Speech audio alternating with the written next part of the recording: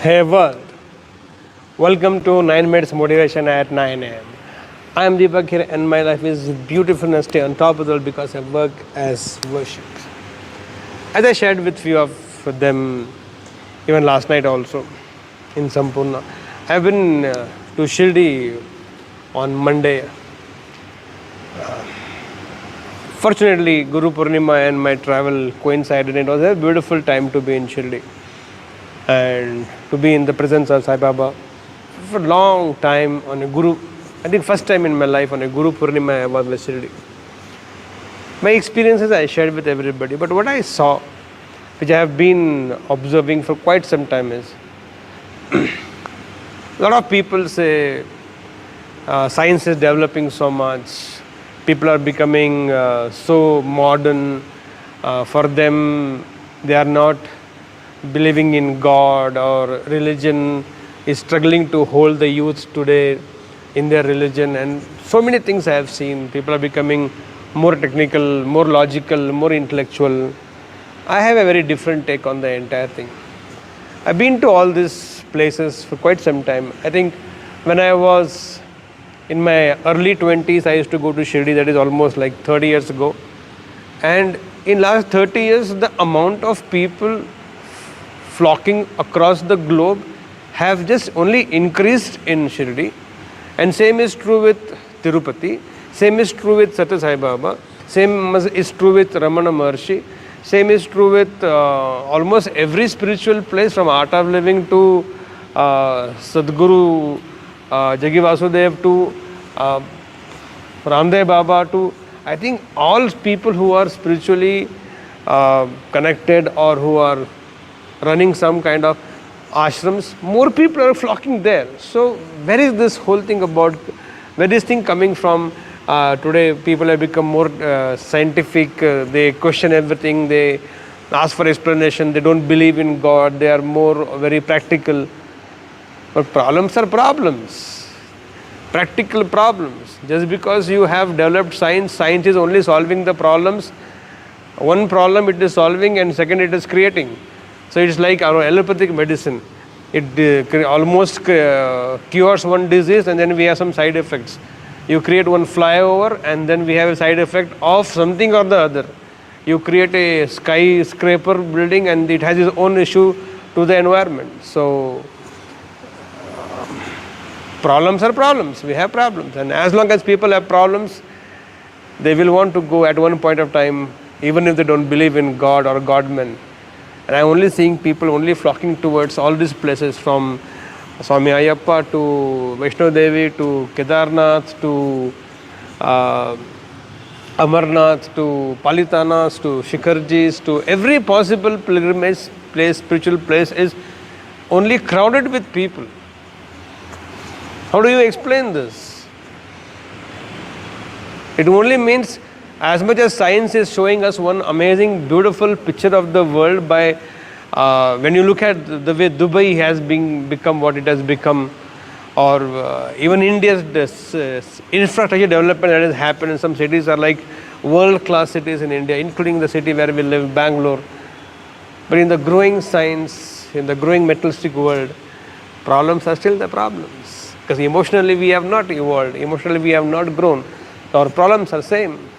And the only thing that is solving your problem is spirituality.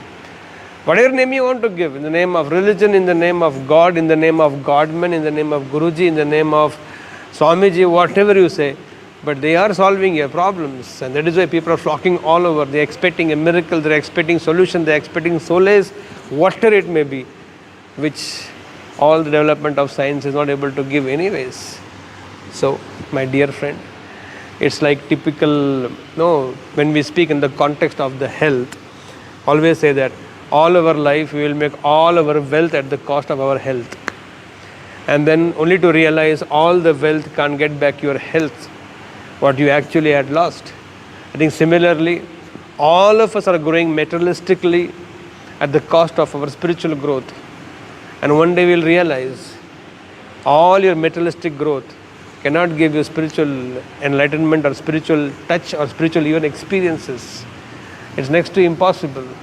Somehow people think just because they have got all the money in the world, They can actually go to any guru and have one-to-one conversation. You can see, you can buy the priest of the temple. You can influence the priest of the temple. But how do you put God in your pocket? It just doesn't come like that. I'm not saying just because you're materialistic you will not have. I'm telling you, when you start growing in life materialistically at the cost of spiritual growth, that's the challenge. If you can always ensure spiritual growth parallelly happens and out of which materialistic growth happens, I think that's the best combination in our life.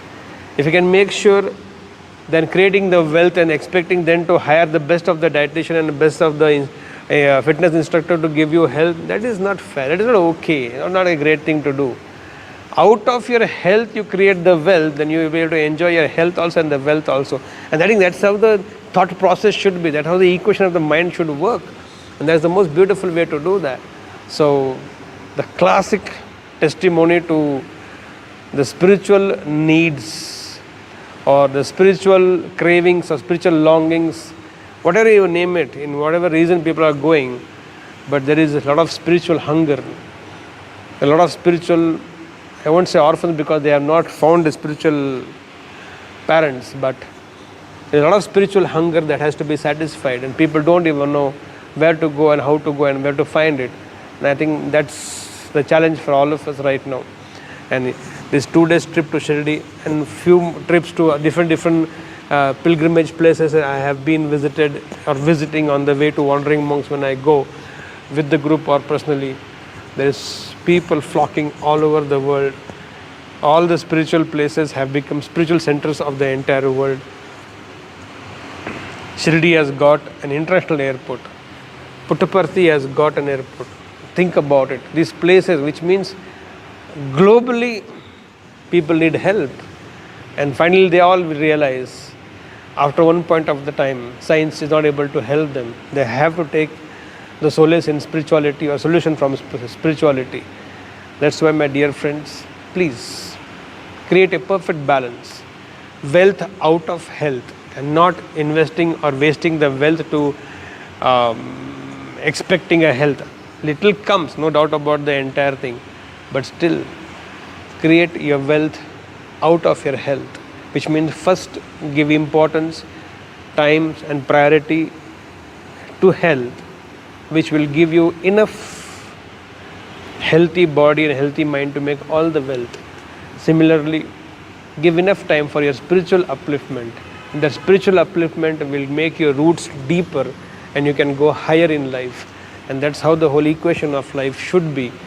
Let's not make mistake. Even if those of you are already gone, it's not difficult to come back. It's only a matter of small realignment here and there and you're back. Those of you who have just started your life, remember this and make sure your life goes with that equation. Those of you too old, just focus on health and spirituality. You have worked enough, you have earned enough. Your children will take care of you. That's not that your children will leave you on the streets and then you have to still work. I think maximum time take care of your health and maximum time take care of your spiritual abundance, spiritual growth. Everything in life will fall in place. It doesn't matter at what age. Jahan aankh khuli wahi savera. Every day can be the day one of your life. So let's take this as an understanding for the day, and let's start this beautiful day with this belief that yes, we can. Here we go. I believe I can. I believe I am. I believe I can. So guys, go get set and grow.